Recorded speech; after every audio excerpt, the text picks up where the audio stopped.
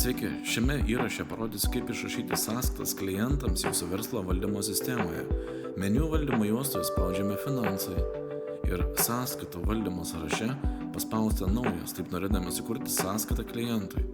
Atsidarius langui pasirenkame įmonę, kuri išrašo sąskaitą. Pasirenkame reikiamą klientą ar sąskaitos tipą, ar tai būtų sąskaitos faktūra, išankstinė sąskaita ar kreditinė sąskaita. Šiuo atveju pasirinksime paprastą sąskaitą. Sąskaitų klientų kortelėje prie prekių ir paslaugų sukūrėme sąskaitą, nurodome grupę, paslaugą ir įrašome kainą. PVM automatiškai apsiskaičiuoja sistemoje. Čia galite pridėti papildomą komentarą, taip pat galimybių pritaikyti tam tikras nuolaidas lojaliems klientams. Prieš išsiunčiant kliento sąskaitą galite ją peržvelgti. Ir vienu paspaudimu išsiunčiame sąskaitą.